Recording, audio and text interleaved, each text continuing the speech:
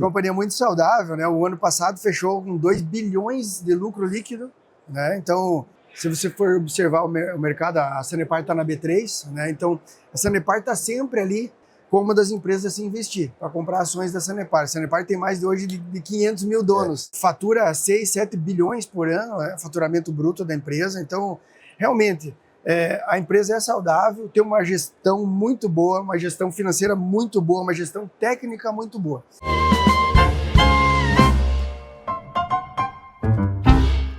Olá pessoal, aqui Thiago Fraga, mais um episódio do nosso Pod Energy, o podcast que aborda de uma forma totalmente diferente. Vocês têm acompanhado conversas distraídas, muito conhecimento, e hoje num lugar especial aqui em Curitiba, no Parque Barigui, com esse visual maravilhoso daqui, eu estou enxergando a roda gigante, eu estou vendo até uma capivara aqui, hein?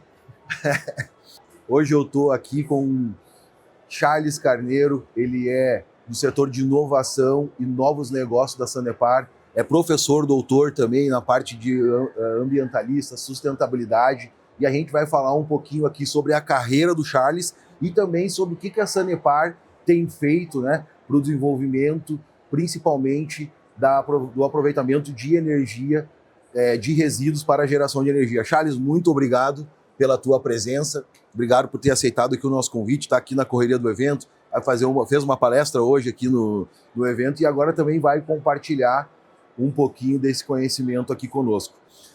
Charles, eu queria que tu iniciasse essa nossa conversa contando um pouquinho da tua trajetória, né? Tu, professor, doutor desses temas ligados à sustentabilidade, então houve uma caminhada muito longa de estudos, né? Eu sempre tive uma proximidade muito grande na academia, tenho grandes amigos, né? Inclusive ligados à parte de LODA, a professora doutora Suani Teixeira Coelho, que é uma pessoa que sempre esteve muito próxima a mim, inclusive nos eventos. Então conta um pouquinho para nós como é que se iniciou essa tua trajetória e esse teu interesse de dedicar o teu tempo, né, e boa parte da tua vida tendo uma carreira brilhante como essa tua, Charles. Prazer estar aqui no seu podcast, que a gente tem ouvido falar bastante. Está sendo um sucesso, obrigado pelo convite. Bom, uma trajetória longa. Eu sou engenheiro agrônomo de formação e logo que eu me formei, eu já parti para o mestrado. Depois que eu terminei meu mestrado, eu já fiz mestrado em solos aqui na Universidade Federal, em Curitiba.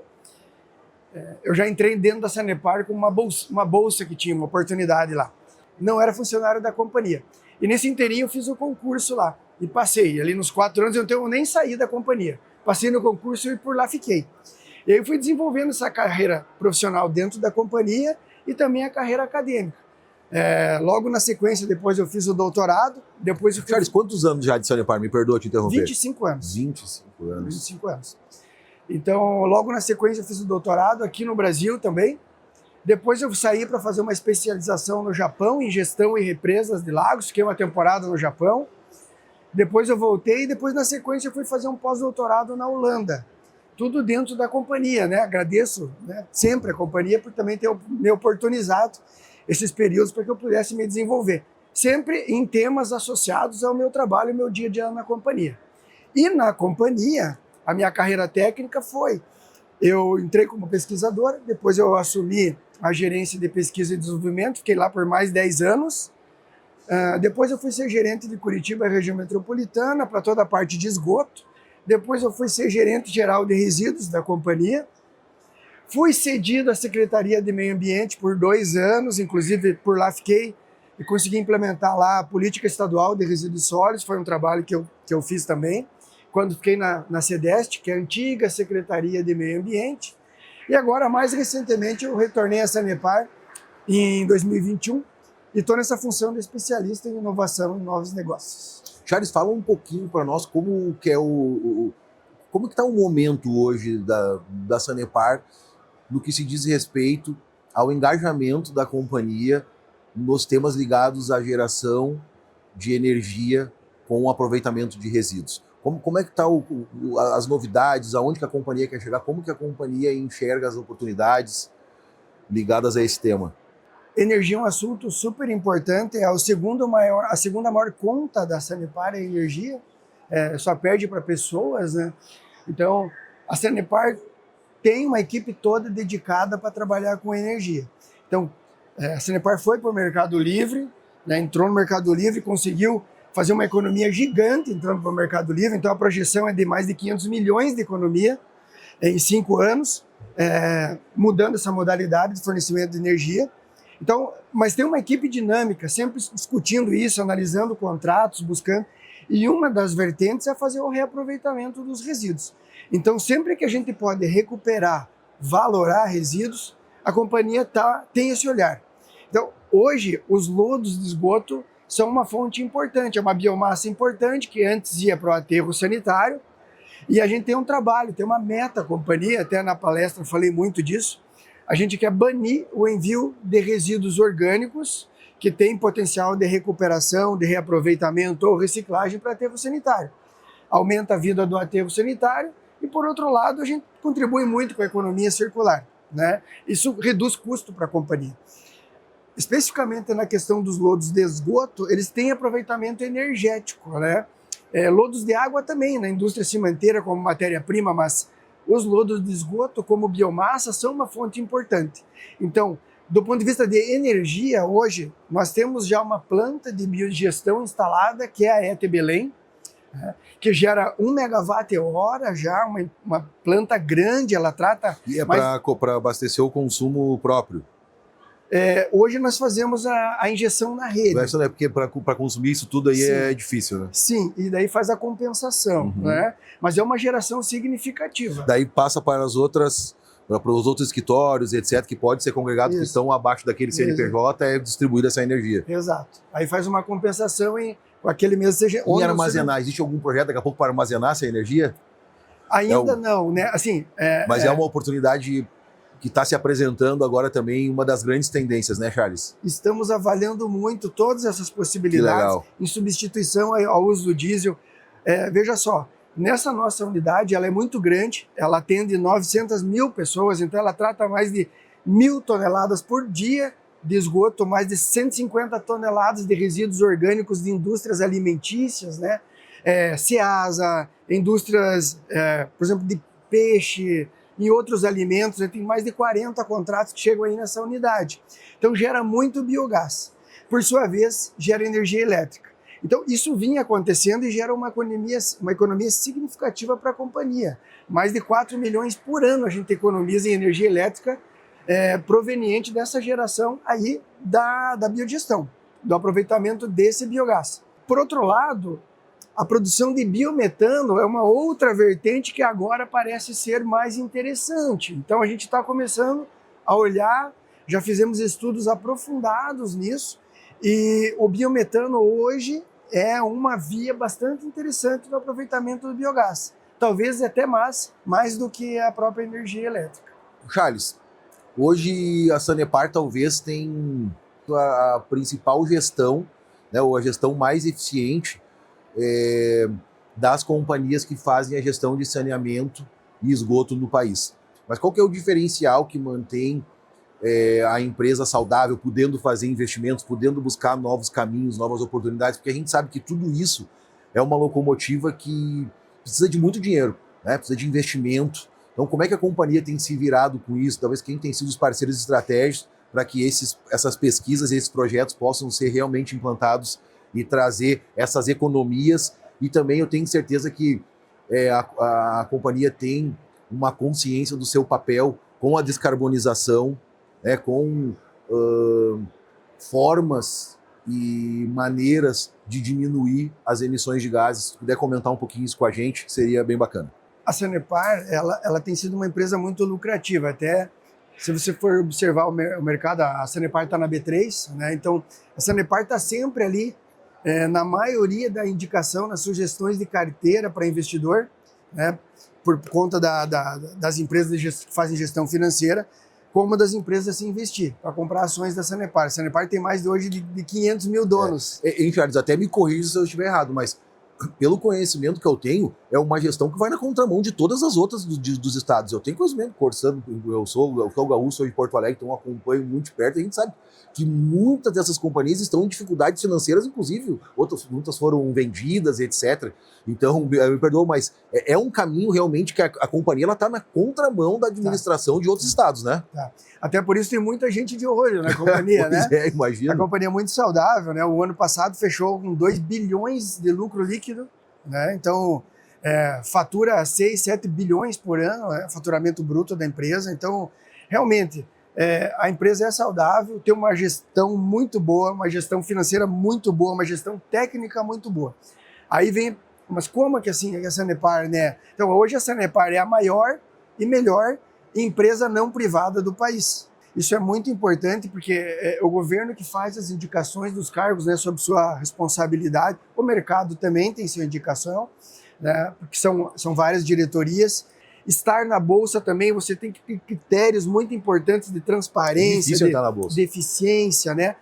Mudou a gestão da companhia toda, ela entrar na Bolsa de Valores. Ela tem que atender, tem que fazer as demonstrações financeiras, né? Mensalmente, trimestralmente, mostrar para os seus donos, né, a sua performance. E a decisão, ela tem que ser uma decisão sólida, robusta, transparente. Não é só a Sanepar, tem que ter um conselho de administração que tem que prestar contas, né? Então isso é super importante.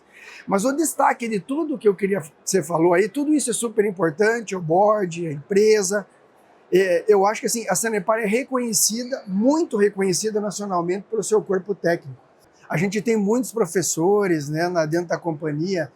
O grau, se olhar comparativamente às outras, os que têm pós-graduação, mestrado, doutorado, pós-doutorado, ela é diferenciada nesse sentido. E isso reflete na atuação da companhia desde a ponta de quem está fazendo a gestão, que é super importante, os nossos operadores das estações, como as áreas meio, que dão suporte para a diretoria de operações, que é o carro-chefe da companhia, que é o coração da companhia, para que ela funcione bem. Então, todo mundo trabalhando em prol de uma operação adequada de água, de esgoto e de resíduos sólidos urbanos, né? Então, essa qualificação a gente está sempre buscando. A companhia tem um programa de incentivo, né, a estudo, a fazer pós-graduação. Não há problema para ir para congresso, não há problema para ir para viajar, não há problema para se qualificar. Nós saímos muito para fora do país. Nós ficamos meses, a gente está sempre se qualificando, porque a gente enxerga que isso é estratégico, isso traz retorno para a companhia. Como que a Sanepar está se preparando? Já há um estudo, já se faz um inventário do que a empresa está emitindo, há algum projeto? Como que a empresa está encarando esse desafio de realmente cuidar das emissões, ser responsável por essas emissões, a preocupação da companhia e, mais do que isso, o que a companhia está fazendo efetivamente para poder daqui a pouco se zerar de uma forma assim de pelo menos neutralizar a parte? Já há essa preocupação dentro da companhia?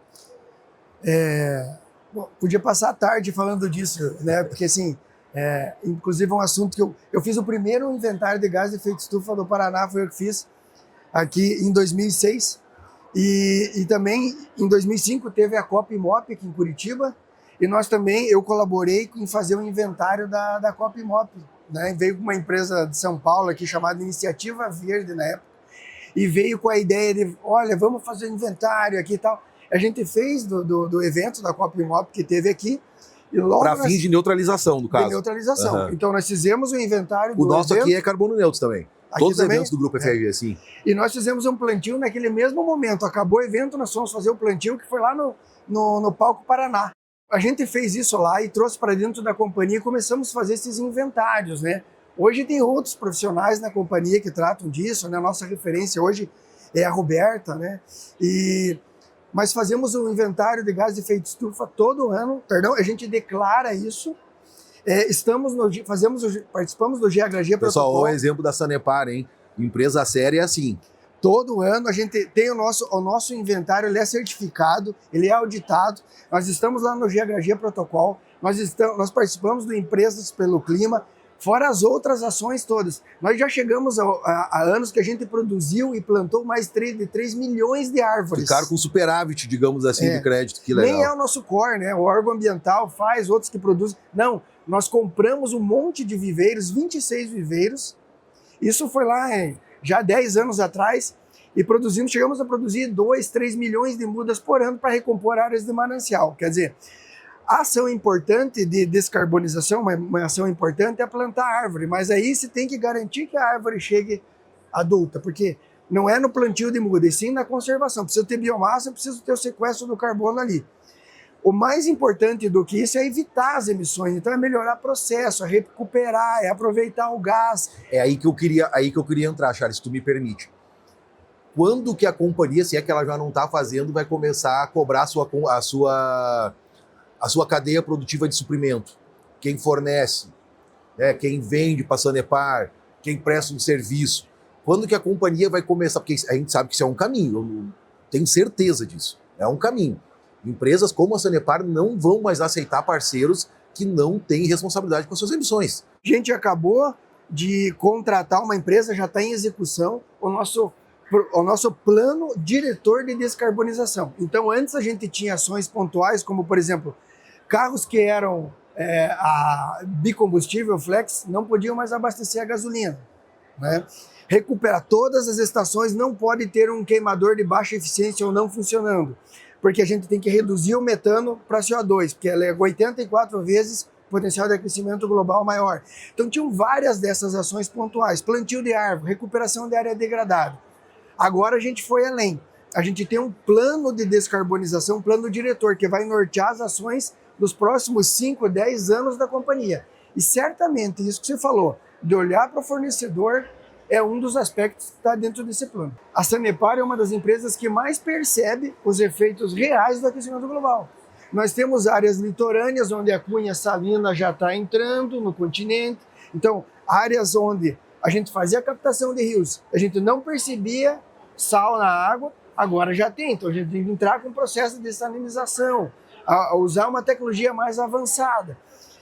Períodos de estiagem maior, períodos de chuva maior, então os eventos climáticos mais extremos têm nos afetado, né?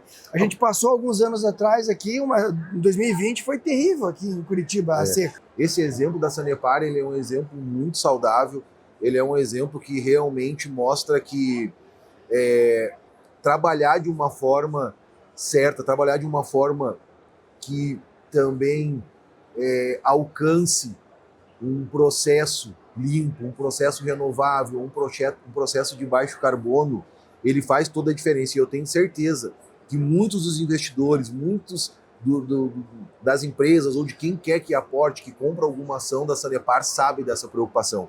Fica aqui os meus parabéns para você, especialista nessa área de inovação, de novos negócios, né, que participa de eventos, que conversa, que ouve, né, e eu tenho certeza que esse talvez é o melhor caminho para a gente descobrir soluções, para descobrir caminhos por onde ir, conversando, participando de evento, ouvindo. Então, Charles, muito obrigado pela tua participação. Obrigado pela Sanepar também por ser uma das apoiadoras aqui do evento. A gente sabe que não se faz nada sozinho e o comprometimento da companhia realmente ele surpreende de forma positiva. Então, muito obrigado pela tua participação. Vida longa na Sanepar, sucesso para a companhia. E aqui as portas do Pod Energy estão sempre abertas para vocês darem um recado, para conversarem com o nosso público. Muito obrigado. Tiago, foi um prazer participar aqui com você. Espero que esse seja o primeiro de muitos podcasts que a gente venha fazer. Pessoal, espero que tenham gostado, né? E estou à disposição de vocês sempre. Valeu. Muito obrigado. Um abraço. Imagina, Valeu. Um abraço. Obrigadão.